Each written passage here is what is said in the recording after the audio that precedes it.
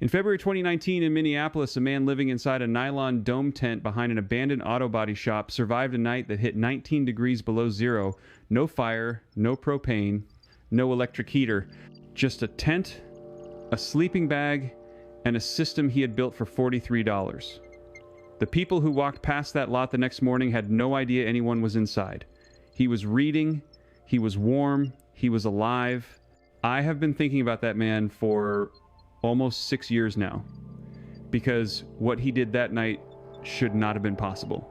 The wind chill on the other side of that thin nylon wall was cold enough to give a healthy adult frostbite in under 10 minutes, and he slept through it, comfortable. The thermometer he kept clipped to the inside of the tent read 51 degrees Fahrenheit when I asked him about it later. 51 degrees inside, 62 degrees of warmth pulled out of nothing in a structure most campers would not trust in October. This is not a story about luck. It is not about toughness.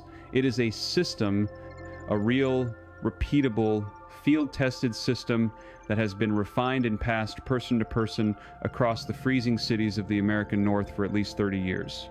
And the sophistication of it, when you finally see it laid out, is going to genuinely surprise you, because every single piece of it is built on physics that the average prepper, the average survival school, and the average outdoor brand will not teach you.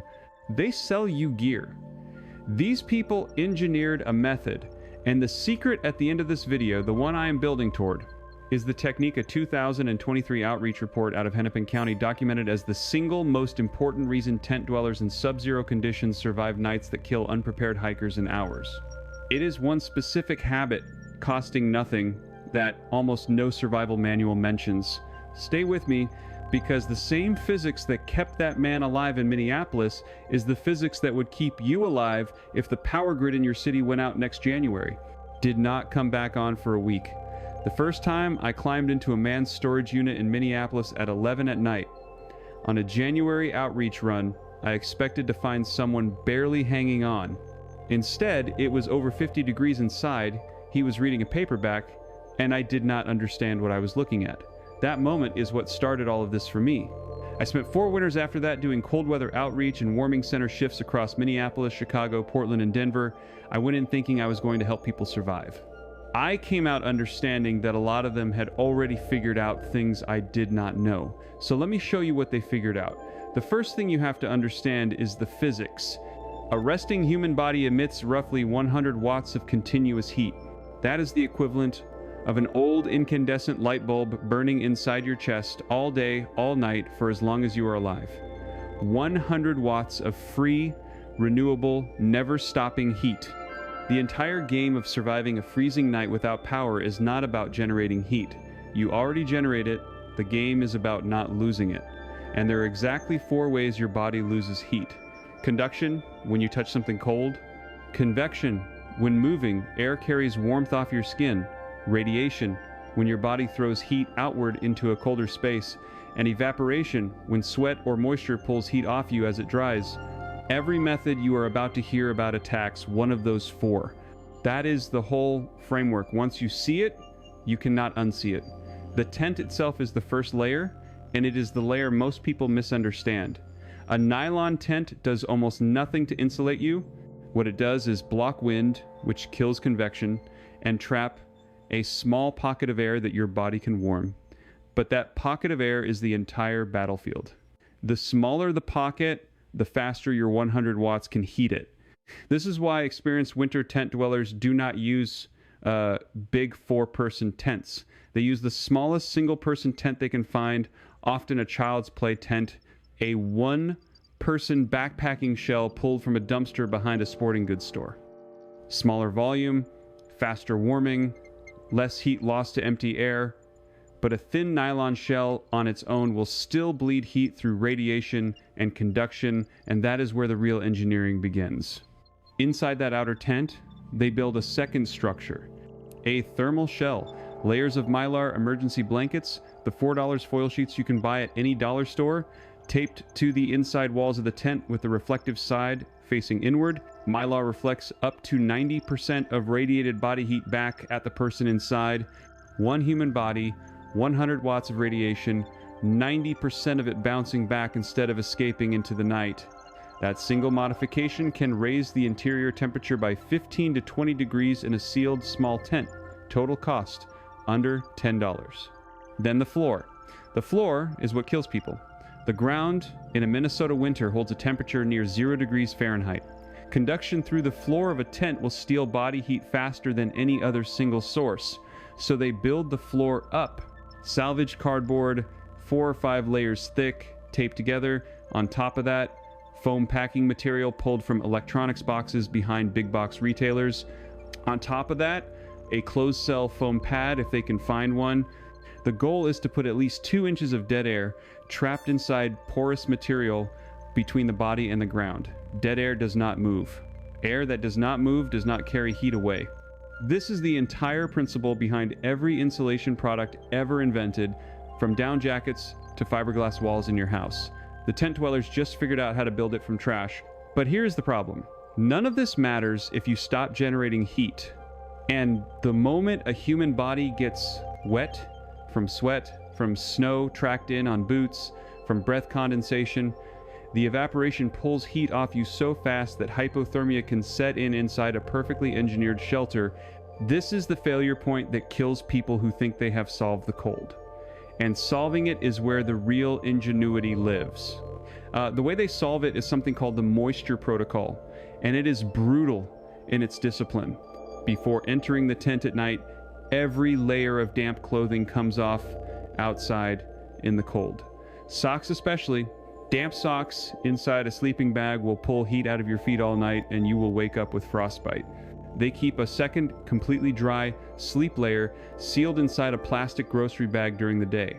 Dry thermal underwear, dry wool socks, a dry knit cap. That sealed bag does not come out until they are inside the shelter, and the damp day clothes do not come in. 2 wardrobes. One for the world, one for survival. They do not mix ever. And the breath. A sleeping adult exhales about 1 liter of water vapor every night. Inside a sealed small tent, that vapor condenses on the walls, drips down, soaks the bag, and the entire system fails by 3 inches the morning. So they sleep with their face outside the bag, never inside it. They crack 1 small vent at the top of the tent, the size of a fist, no larger, enough to let vapor escape, not enough to let heat convect out. This single adjustment is the difference between waking up dry and warm and waking up soaked and dying. Now, I want you to stop for a second, because if you are watching this thinking it could never be you, stay with me, because the next part is the one that matters most. If you ever wake up one day, the heat is gone and there is no one coming. In February 2021, the Texas power grid collapsed and stayed down for the better part of a week. 246 people died, and most of them died inside their own homes with full pantries and intact roofs over their heads. They died because their houses, designed for cooling, became cold traps. Big volumes of air, no way to heat them, heat bleeding out through windows and uninsulated walls. The exact opposite of what you just learned. If your power goes out tonight in a deep freeze, do not try to heat your house. You cannot. Your 100 watts will disappear into the cubic footage of your living room, and you will freeze sitting on your couch. Instead, pick the smallest room you have. A bathroom, a closet, a pantry. Close the door. Hang blankets over the door and any window. Put every blanket and pillow and cushion you own on the floor. Sit on them. Do not sit on the cold floor or the cold tile. Conduction will eat you alive. If you have mylar blankets in a first aid kit, tape them to the walls, shiny side facing you. If you do not, aluminum foil works 2 layers thick. Same physics. A bathroom with the door closed, blankets on the floor, foil on the walls, 2 adults inside will hold 60 degrees for 12 hours with no external heat source. I have seen the data. I have watched people do it. That is the same system the man in Minneapolis was running inside his tent. The only difference is the box. The physics is identical. Keep a sealed gallon bag in your closet right now with 1 set of dry thermal layers, wool socks, a knit cap, and a mylar blanket. Total cost, under $20. If the power ever goes, that bag is the difference between an inconvenient night and a fatal one. Most people will never need it. The ones who do will never forget that they had it. Now back to the tent. Because there is one more layer to this, and it is the part that took me the longest to understand. A tent in a city is not just a shelter from cold. It is a shelter from being seen. And being seen in most American cities means being moved, means losing every piece of gear you just spent months assembling, means starting over in worse weather with less, so the people who survive long-term have to solve two problems at once. Stay warm, stay invisible. And the solutions to those two problems sometimes contradict each other. A bright orange tent is warmer in sunlight because the color absorbs solar radiation, but it is visible from 3 blocks away. So long-term tent dwellers cover their shelters in dark gray or brown tarps salvaged from construction sites, which absorb less sun but blend into the urban backdrop of dumpsters, fences, and shadowed lots. They site their tents against north-facing walls of industrial buildings where the building blocks wind from the dominant direction and where foot traffic is lowest after dark. They never build the same camp 2 nights in the same spot when temperatures are above 20 degrees, because at those temperatures, patrol sweeps are more aggressive. Below 20 degrees, the sweeps slow down. Officers do not want to be out there either. The cold becomes a strange kind of protection. And the shelter system, the system that is supposed to be the answer to all of this, is the reason so many of them are in tents in the first place. The 2023 National Alliance to End Homelessness report documented that on any given night in the United States, there are more than 650,000 people experiencing homelessness, and the shelter bed capacity falls catastrophically short in nearly every major cold weather city. But the capacity number is not even the worst part. The worst part is the rules.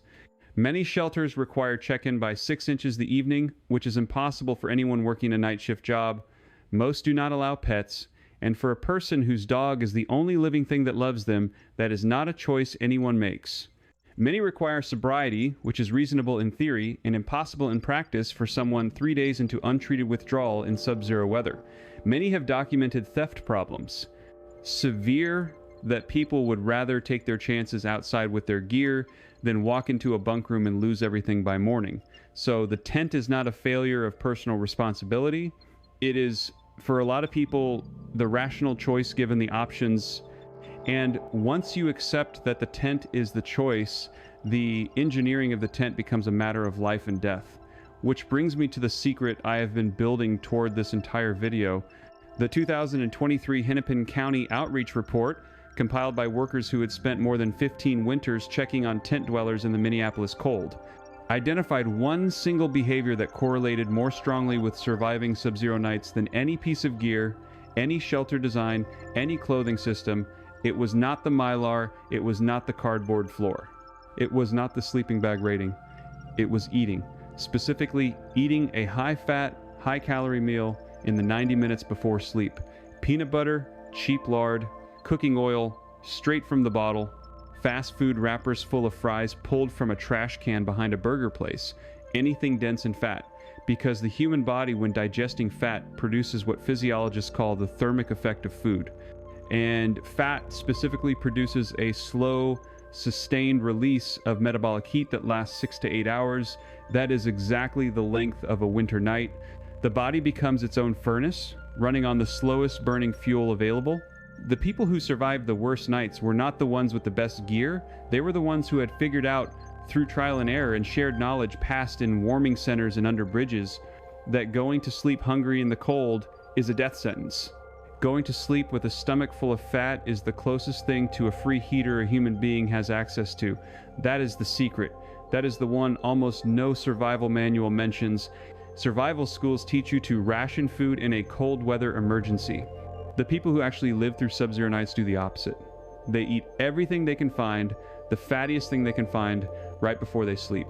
And they wake up alive. If you ever lose power in a deep freeze, do not save the peanut butter for morning. Eat it before bed. Your body will turn it into 8 hours of heat. That is the knowledge. That is what they figured out. That is what it took me 4 winters and 100 conversations in warming centers to understand, and now you have it in 9 minutes. The most important survival knowledge in the world is not the kind you buy. It is the kind that gets refined by people who had no other option and passed quietly between them. because for them it was never theoretical.